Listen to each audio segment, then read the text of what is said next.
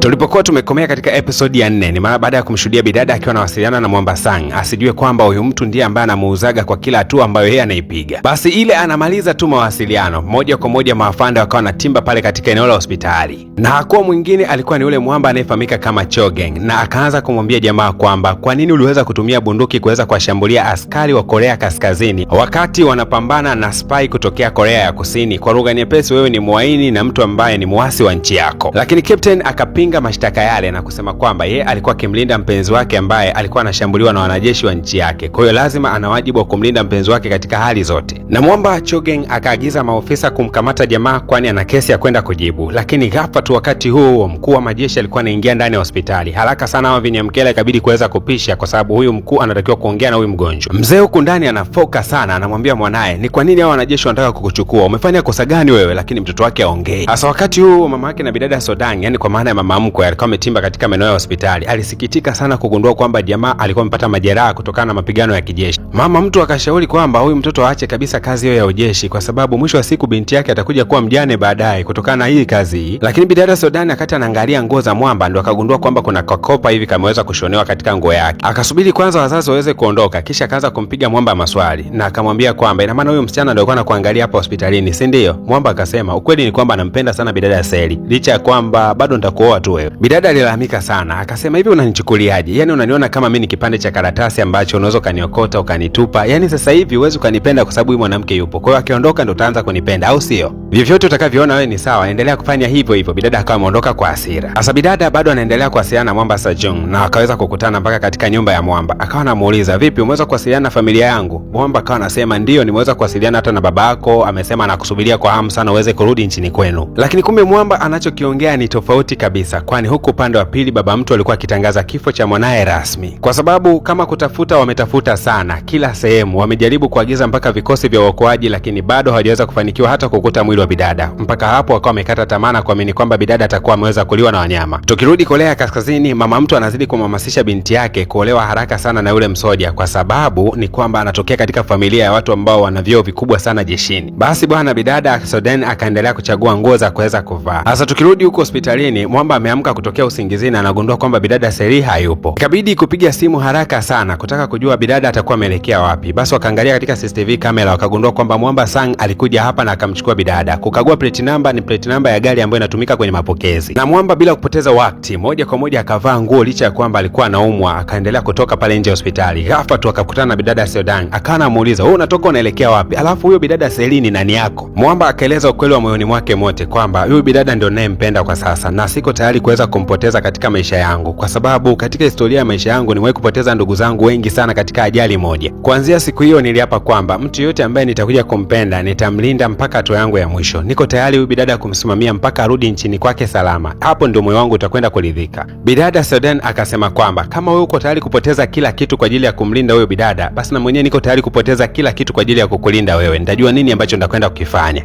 Mwamba akaondoka zake akaingia katikati ya mapoli kwenda kumtafuta bidada, lakini huku upande wa pili bidada anaonekanika akiwa na Mwamba Sang. Wakaendelea kuongea kwa habari ya kuweza kurudi Korea ya Kusini. Mwamba akasema kuna njia ya kuweza kurudi Korea ya Kusini na ni rahisi tu. Mimi hapa nina pasipoti ya Uingereza. Kama ukikubali kuolewa na mimi, basi moja kwa moja ni kwamba na wewe utakatiwa pasipoti ya Uingereza. Kwa hiyo utakwenda na mimi kama vile mke wangu. Kikubwa ni kwamba ukubali tu kuolewa na mimi basi. Lakini huyu Mwamba Sajung hajawahi kufanya jambo lolote lile kwa bahati mbaya. Huwa kila kitu kikogi kwenye plani na mara nyingi huwa anaangaliaga maokoto tu. Sasa wakati huo bidada akataka kusaini hizi fomu za ndoa, anawaza we. Lakini Mwamba akawa amemfuata akasema kuwa leo barafu itakuwa inaanguka, kwa nitaomba nishiriki dina pamoja na wewe nyakati za usiku. Sawa bidada Na basi nyakati za usiku zilipoweza kufika, kama kawaida mvua ya barafu ilikuwa inaendelea kunyesha taratibu. Mwamba akamkumbusha bidada kwamba anatakiwa kuolewa na yeye, lakini pia hakuja hivi hivi, alikuja mpaka na pete. Sasa bidada kwa kuwa na mpango wa kurudi Korea ya Kusini, akawa hana namna yote, akawa anaikubali tu ipete, japokuwa hata ilikuwa haina maana, kwa sababu kitu chenye maana zaidi ilikuwa inatakiwa barua tu ya kwamba hawa ni wanandoa basi.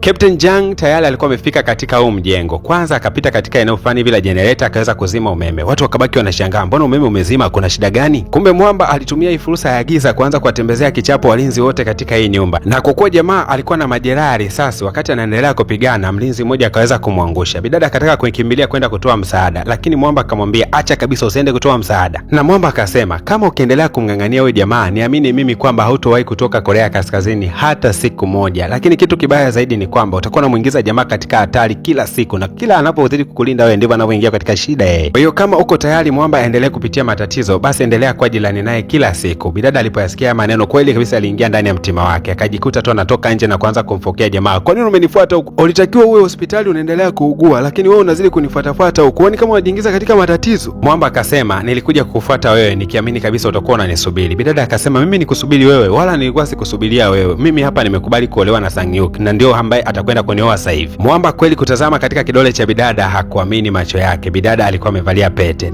Hii kitu jamaa ilimuumiza mpaka ndani ya moyo wake. Alichokifanya Captain, akamsogelea bidada akamwambia, hayo maneno anayoyaongea yanatoka ndani ya moyo wako? Bidada akasema, hakika yanatoka ndani ya moyo wangu. Lakini wakati anayoongea hayo machozi yalikuwa yakimtiririka. Jamaa akamfuta bidada machozi, akamwambia bidada, anashukuru kwa kuniambia ukweli, kwa heri. Mwamba akawa anaondoka zake. Bidada alikaa anawaza sana. Aliangukia katika nchi ya Korea Kaskazini. Isingekuwa Mwamba huyu angekuwa tayari ni maiti kitambo sana, lakini siku ya leo amekuja anamuumiza mtu huyu tena. Hii kitu ikawa inamnyima amani. Akawaza kwamba jamaa ana jeraha la risasi na ametoka kupigana hapa. Vipi kama akianguka huko nje na barafu inanyesha, si atakufa huyu? Akawasha gari lake na moja kwa moja akawa anamfuata jamaa, akamwambia, naomba upande gari nikupeleke unakoelekea. Lakini Mwamba alimkumbatia bidada akasema, sina ninakoelekea zaidi ya kuja kwako, nahitaji kuwa jirani na wewe. Hasa kuna mtu anakumbuka matukio ya zamani sana akiwa jeshini. Huyu mtu anayekumbuka haya matukio ni yule jamaa ambaye alisaidiwaga na Captain kipindi kile ameporwa pesa wakati anaenda kununua nyama kwa ajili ya familia yake. Na wote tunajua kwamba yule jamaa ndo mpelelezi anayempeleleza Captain na kisha anachukua taarifa zake zote anapeleka kwa yule Chosang, mtu ambaye ni mwanajeshi ambaye anabifu sana na Captain. Hasa huyu informa alikuwa anaona matukio ya zamani kidogo. Kuna kipindi ambapo alikuwa amekamatwaga. Sasa yeye aliwezaga kumsaliti kaka yake na Mwamba Captain. Baada ya kipigo kizito kutoka kwa huyu Mwamba ambaye ni afande ambaye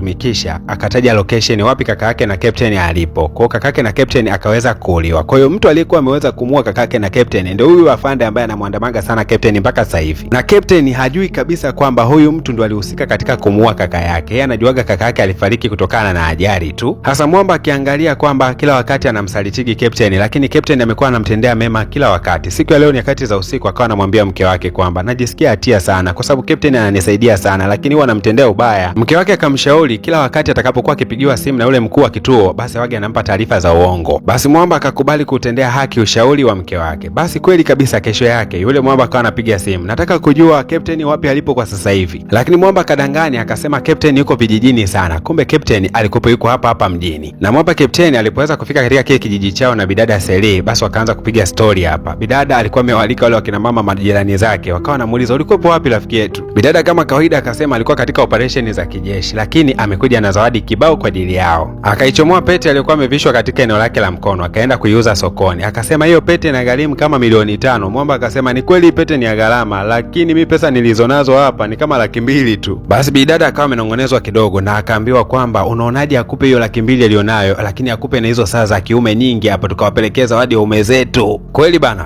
pesa ikachukuliwa na zile saa zote zikawa zimechukuliwa. Basi kila wamama wanaenda kuwapelekea ume zao zawadi leo. Kila mmoja amebeba kakifungu kake. Bidada Seri naye katika upande wake ambeba saa maalum kabisa kwa ajili ya Mwamba. Sasa akawa anaipeleka nyumbani anabashasha kama lote yani. Sasa ghafla tu kuna miamba akamnyoshia bunduki, wakamwambia usitetemeke wala usitikise makalio. Wakamkamata kwa nguvu mpaka ile saa aliyokuwa amenunua kwa ajili ya mume wake ikawa imeanguka chini. Kisha wakampakia katika kalandinga, wakachukua simu, wakasema mpigie Jang haraka sana mwambie aje huko ambako tunakuagiza. Lakini Mwamba Captain anafika nyumbani anagundua kwamba kuna mti wa Christmas ulikuwa umeandaliwa na bidada. Basi alifurahi sana. Ila anatazama nje sasa kumuita bidada, anagundua bidada hayupo. Ghafla simu yake inaita. Mwamba alipoipokea ile simu, bidada aliongea maneno ya uchungu sana. Akasema nakupenda ila sijui ninakopelekwa ni wapi na sijui lini ambapo nitakwenda kurudi, ila tambua kwamba nakupenda sana. Mwamba kutokea wakati huo wa mchana aliingia kwenye mapoli, tafuta sana kadri anavyoweza. Hakufanikiwa kuweza kumpata bidada, ila anarudi nyumbani anaambiwa kwamba eti jeshi lilikuja nyumbani kwake limefanya inspection kama yote. Na tena hilo jeshi wakati linafanya ukaguzi limevunja mpaka ule mti ambao alipewaga na bidada, ule mti wa nyanya. Mwamba kwa uchungu sana akawa ananyanyua ule mti wa mnyanya. Ghafla tu Chogang kumbe alikuwa ndani ya nyumba yake. Akasema ni wapi bidada Seli alipoelekea? Tuambie haraka sana. Na huyu Chojang alimweleza wazi kabisa Captain, akamwambia kwamba nimefanya upelelezi, nimegundua kwamba yule msichana wala hafanyi katika kikosi cha Unit 11. Kwa hiyo sasa ulikuwa umetudanganya, kitu ambacho ni kosa kwa ajili ya kwako mwenyewe na kosa kwa ajili ya taifa. Na kama ikigundulikana kwamba uliweza kumficha mpelelezi kutokea Korea ya Kusini, hata kama babako ni mkuu wa majeshi, tambua kwamba lazima itakukosti tu. Alafu hata baba yako mzazi atashushwa nafasi yake kwa haraka sana, kwa sababu hawezi kuwa na mtoto haramu kama wewe unayepitisha maspai kuingiza ndani ya nchi yetu. Mwamba kulisikia jina hilo kwamba yeye ni mtoto wa haramu, alimnyoa akamnyuka mwamba bonge la ngumi likamsindikiza kama mita 3 hivi. Yani mshikaji hakuamini alipoweza kuangukia, hasa kwa kuwa jamaa na jeraha lake hivi. Hao wanajeshi ambao walikuwa wameambatana na huyu Chogang basi walimnyuka sana, na yeye pia wakampiga akaanguka chini. Mwamba Chogang akaamuru jamaa aweze kukamatwa na haraka sana apelekwe katika kambi za kijeshi huko akafungiwe selo.